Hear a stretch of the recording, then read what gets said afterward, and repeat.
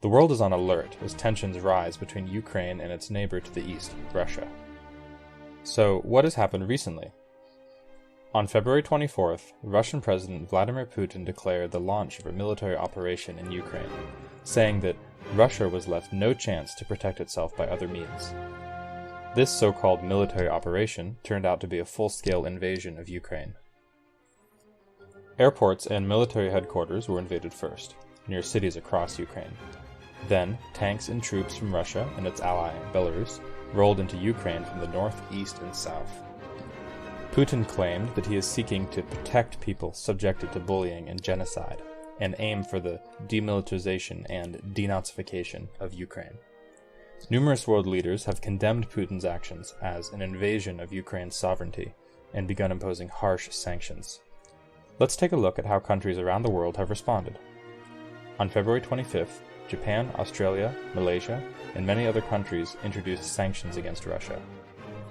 On the same day, European Commission President Ursula von der Leyen and French President Emmanuel Macron also vowed to impose new sanctions aiming to hit Russia's financial, energy, and transport sectors, and include export controls and trade financing bans.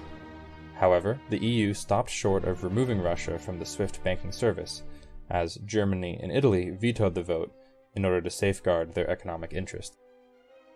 Von der Leyen said they now target 70% of the Russian banking sector and key state-owned companies, and sought to make it impossible for Russia to upgrade its oil refineries. In the US, President Joe Biden announced new sanctions including export blocks on technology, which would severely limit Russia's ability to advance its military and aerospace sector. The United Nations Security Council proposed a bill to order Russia to pull out of Ukraine and end the war.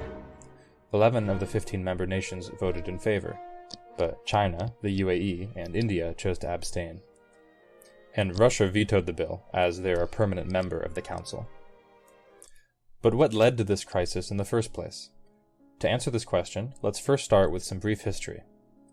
Up until about 30 years ago, both Russia and Ukraine belonged to the Soviet Union, a federal union of socialist republics that spanned Eurasia, until 1991, when it collapsed.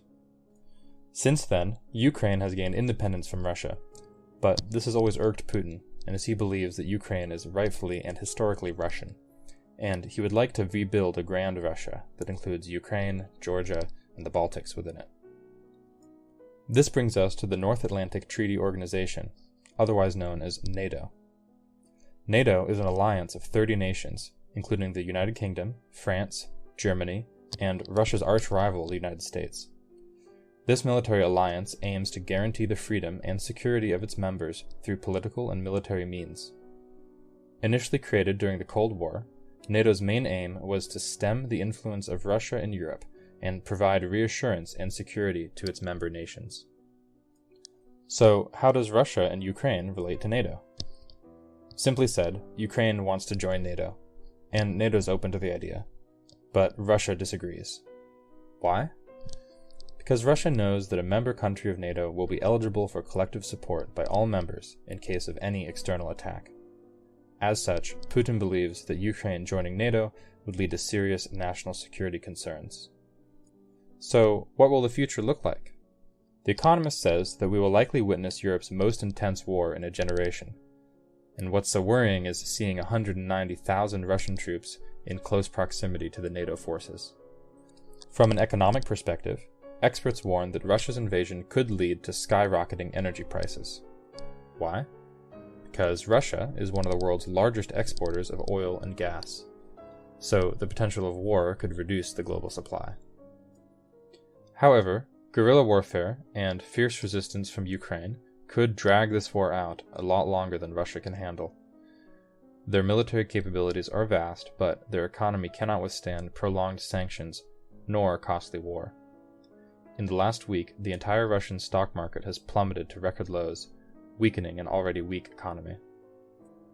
Want to learn more about the world around you? Then follow Valearnis to make sure you won't miss anything.